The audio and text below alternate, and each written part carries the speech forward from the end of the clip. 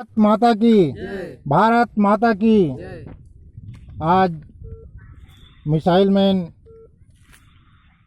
भारत के पूर्व राष्ट्रपति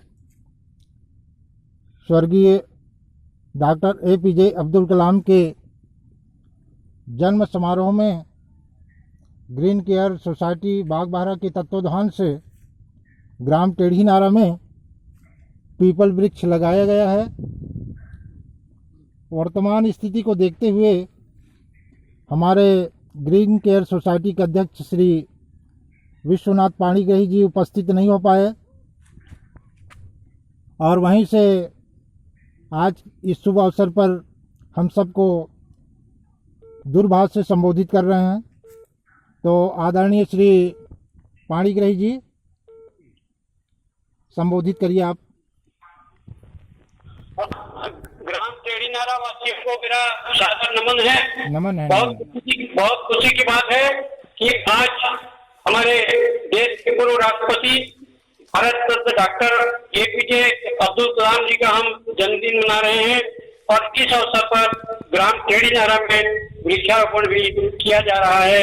हमारे प्रदेश के छत्तीसगढ़ी साहित्य के कवि एवं साहित्यकार श्री गोवर्धन लाल बघेल जी के मार्गदर्शन में यह कार्यक्रम किया जा रहा है। हमारे पूर्व राष्ट्रपति अब्दुल कलाम जी का संपूर्ण जीवन प्रेरणाओं से भरा हुआ है। वे बहुत गरीब परिवार से थे, यहाँ तक कि अपने पढ़ाई का खर्च निकालने के लिए उन्हें अपने बाल्यकाल में इमली के बीज बेचकर एवं अखबार बांट करके अपनी पढ़ाई को उन्होंने जारी रखा। लेकिन जैसा कहा गया है कि जिसका जिन वर्षों में आगे बढ़ता है उनका जीवन उतना ही निखरता है, उतना खिलता है। ठीक राष्ट्रपति जी का जीवन इसी तरह हमें प्रेरणा देते हुए आगे वो चल करके वैज्ञानिक बने और मिसाइल मैन की उपाधि मिली और आगे चल करके वो हमारे देश के राष्ट्रपति निर्वाचित हुए और उनके राष्ट्रपति के कार्यकाल भी ऐतिहासिक रहा।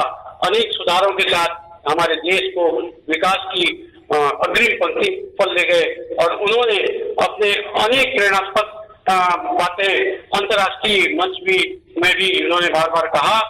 2 नवंबर 2012 को चीन पेइचिंग फोरम में ध्यानाकर्षण करते हुए उन्होंने कहा था कि धरती को मानव जाति के रहने योग्य बनाने, मानव जाति को सभी संघर्षों को विराम देकर के इस पृथ्वी को एक रमणीक धरा बनाने के लिए हमें कार्य करना पड़ेगा।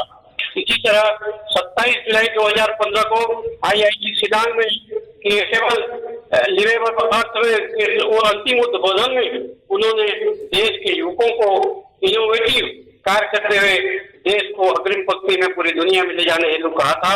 साथ ही राष्ट्रपति भवन से अपने कार्यकाल की विदाई के अवसर पर उन्होंने कहा था कि मैं चाहता हूं कि हमारे देश के बहुत सांस्कृतिक लोगों के हृदय एवं मन के तार को जोड़ना चाहता हूं और जिससे उनके मन में यह विश्वास जगे कि मैं यह कर सकता हूं, मेरा भारत यह कर सकता है और हम सब मिलकर के यह कर सकते हैं। और जब ये बात सबके मन में घर कर जाएगी कि I can do it, we can do it, India can do it, तो भारत को दुनिया में विश्व गुरु बनाने से कोई नहीं रुक सकती।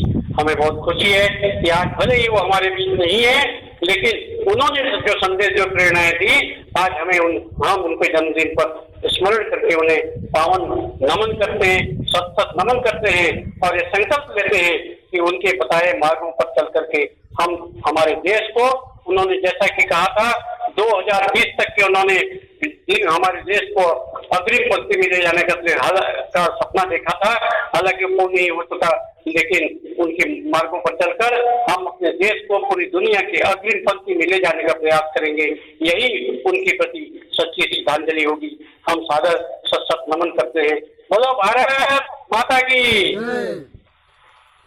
डॉक्टर APJ अब्दुल कलाम अमर रहे, अमर रहे, अमर रहे। धन्यवाद। धन्यवाद आदरणीय।